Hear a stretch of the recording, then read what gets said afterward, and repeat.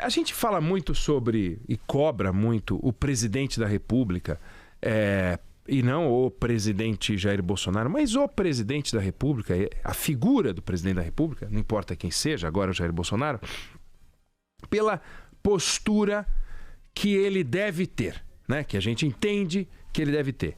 E por que a gente faz essa cobrança o tempo inteiro, com veemência? Por que de uma forma geral, as pessoas são um pouco intransigentes com a intransigência ou a intolerância do presidente, ou com o excesso de humanidade, digamos assim, do presidente, né? Porque o presidente da República, ele não é um ser humano como outro qualquer, né? Ele tem privilégios, ele tem prerrogativas, ele tem obrigações, ele tem um script. Por exemplo, nada do que ele lê foi ele que escreveu. Deixa eu dizer, não, mas peraí, nada? Não, nada é um exagero, mas quase nada. E não é porque o Jair Bolsonaro não sabe escrever. Não, os presidentes, na maior parte das vezes, leem textos que foram escritos por assessores. E aqueles textos escritos por assessores são o que os assessores e a presidência da República, montada pelo presidente, entende que deve ser a postura do governo ou do presidente naquela solenidade. Então ele vai a uma solenidade de inauguração de uma feira de países. O que deve ser dito lá? Como é que o presidente vai saber o que é para dizer? Como é que ele sabe o que está sendo discutido entre o Brasil e a China nesse momento? Alguém conta para ele. Mas ele não tem como saber também o que está sendo discutido entre o Brasil e a Arábia Saudita, entre o Brasil e Israel, entre o Brasil e os Estados Unidos, entre o Brasil e o México, o Brasil e a Colômbia, o Brasil e o Equador.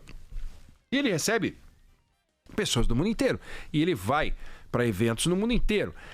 O Brasil tem vários departamentos e ele tem vários ministros, cada um cuidando de uma área. Os próprios ministros cuidam de várias áreas, para isso tem vários assessores. Tudo desemboca no presidente. Ele não tem condições de saber as coisas todas. Então, quando ele lê alguma coisa, em geral não foi ele que escreveu. Ele também não lê o que assina. Você fala assim, mas como assim? Ué, porque é inútil ler o que assina. Ele não aprovou a reforma da Previdência? Adianta ele ler a reforma da Previdência? Não, mas o presidente está chamando o presidente de burro. Não. Escolhe o presidente que você quiser, chama o Einstein, faz ele virar presidente e manda ele ler todos os decretos, todas as leis, todos os projetos. Não tem como, a emenda constitucional não tem a ver com ele. Mas tudo que ele assina é impossível. É impossível ler, não dá tempo, e é possível ler e entender. Porque para ler e entender aquilo, ele teria que ser assessor dele mesmo, para aquela área, e não o presidente da República. Então, o que se espera dele? Se espera que ele, nas suas falas espontâneas, as próprias, porque aquilo que ele lê, aquilo que ele fala, não é ele. Então, nas coisas temáticas de governo, nos momentos em que ele está sendo ele presidente, ele pode ser o velho e bom deputado, o velho e bom capitão, o velho e bom companheiro de pescador, o velho e bom camarada da Barra da Tijuca. Não pode, né? E não pode porque o presidente, ele é um trio. Da mesma forma que tem Pai, Filho, Espírito Santo, tem um trio também, na figura do presidente da República. Ele é o chefe de Estado. Ele é o chefe de Estado. Toda hora que ele está falando por aí, ele está mandando mensagens para fora, representando o Brasil. E o Brasil, de 210 milhões de pessoas. Só ele fala pelo Brasil. O ministro Dias Toffoli não fala pelo Brasil.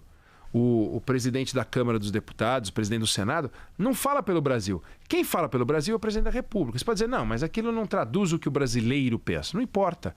Ele é o chefe de Estado, vivemos num presidencialismo, ele fala no Brasil.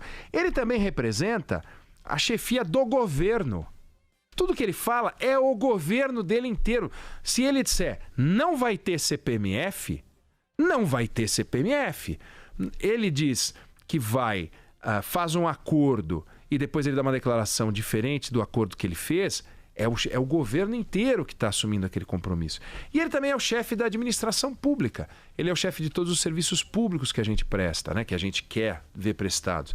Então, se a saúde vai bem ou vai mal, se a educação vai bem ou vai mal, se a segurança vai bem ou vai mal, naquilo que diz respeito ao governo federal, tudo é o presidente da República. Então, ele carrega esse trio com ele, e isso é muita responsabilidade.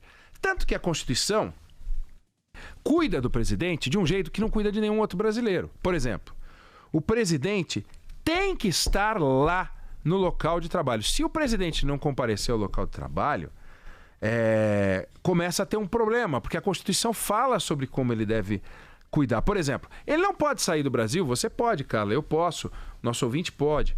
Ele não pode sair do Brasil mais de 15 dias sem autorização da Câmara dos Deputados. Do Congresso Nacional, tem que dizer, o senhor pode sair, o senhor não pode sair.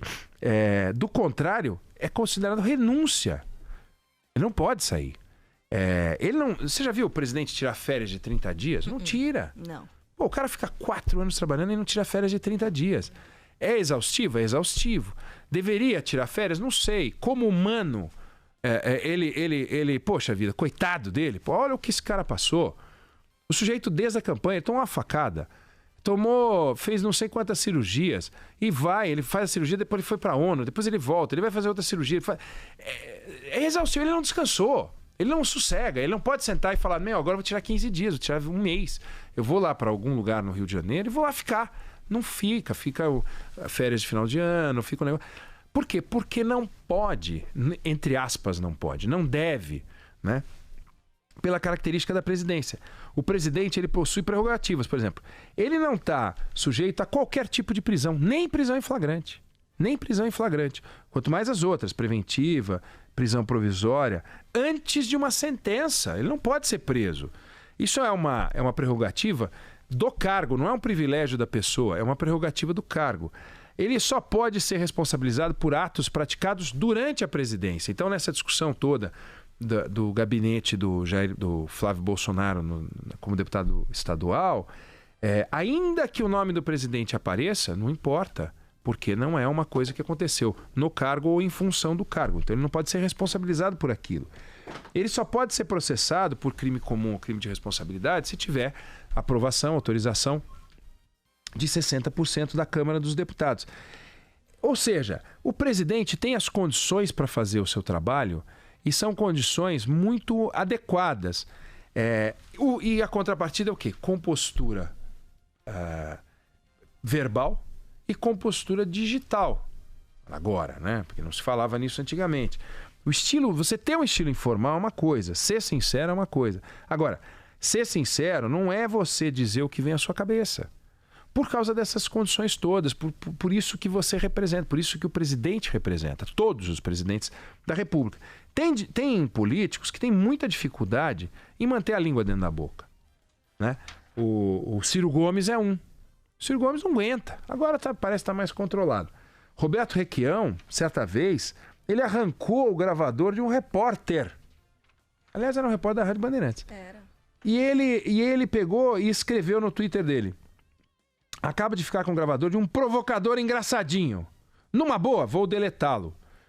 Por sorte era o gravador que ele ia deletar, não o repórter, né?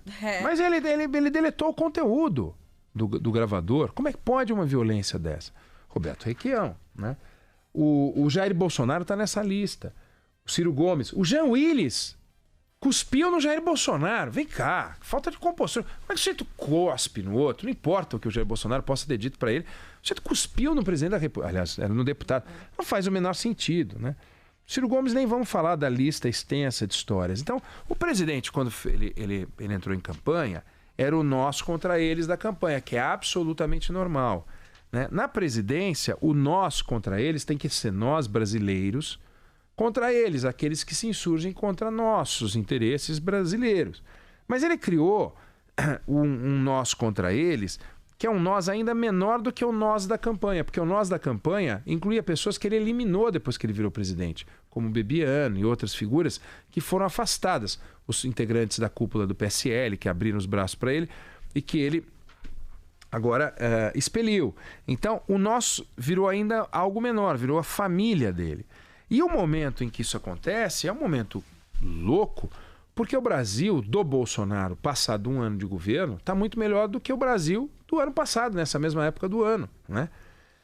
Ainda que as bases da transformação tenham ocorrido no governo Temer, e a sabedoria do Jair Bolsonaro, do Paulo Guedes e do ministro Sérgio Moro foi no mexer naquilo que não devia mexer, é uma oposição política, mas não é uma oposição econômica, é uma sequência do governo anterior. Ainda assim, se você comparar os dados de hoje com os dados de um ano atrás, o Brasil está muito melhor do que antes. Então, emprego, né? Perspectivas de crescimento. A gente, nessa época do ano, no ano passado, não tinha expectativa de crescer 2,5% esse ano. Tinha o desejo lá atrás, mas que não vingou. Agora não, agora a gente tem a expectativa de crescer.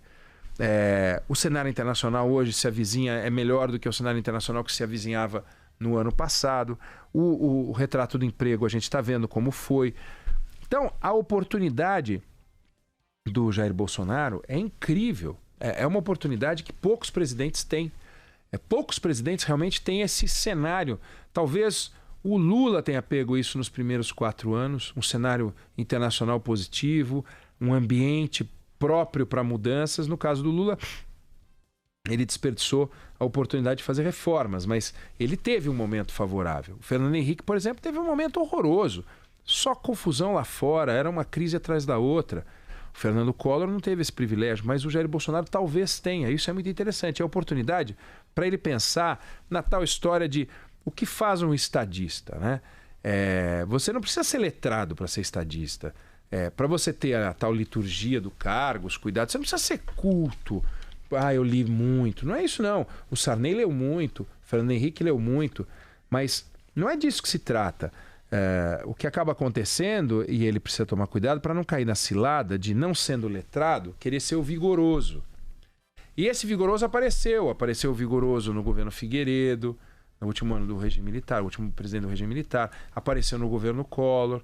Ele também estava com aquelas manias de fazer flexão, o vigor físico e tal, com uma maneira de sugerir às pessoas: me admirem por aquilo que eu consigo fazer fisicamente, já que eu não estou dando a vocês exemplos de que eu me dedico demais às leituras. Mas isso não é importante.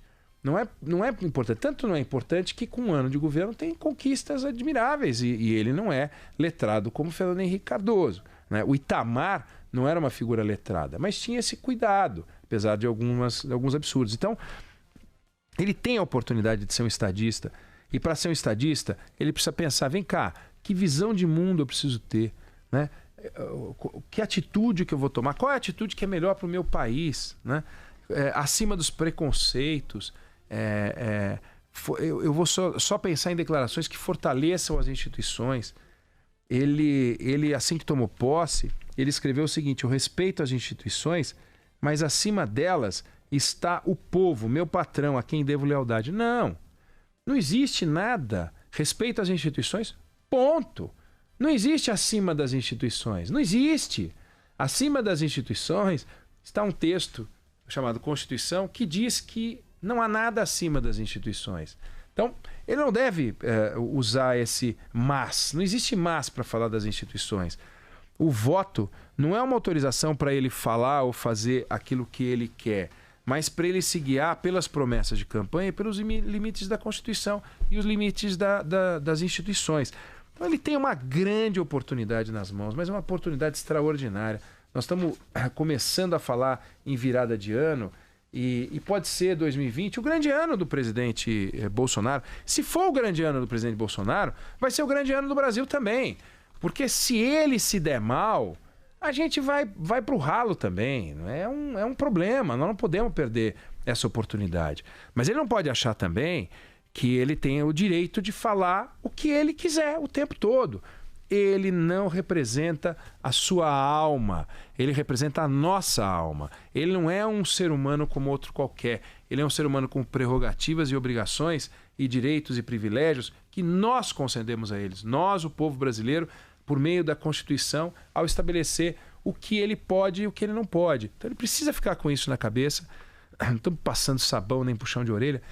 Fica alerta, porque essa tensão não leva a lugar nenhum. O brasileiro precisa diminuir a pressão, e ele precisa diminuir a pressão sempre que ele pode. Ele tem que diminuir a pressão, falar isso para os familiares, para a gente começar a navegar. Agora, se ele ficar com a corda esticada, pode dar certo? Pode dar certo, mas a corda esticada demais, eu gosto de jogar tênis, corda esticada demais, estoura, e a hora que estoura, você não sabe para que lado, o que vai acontecer, a bolinha perde a direção, e aí ele pode perder a direção. Não é legal isso, a gente não quer que isso aconteça no Brasil.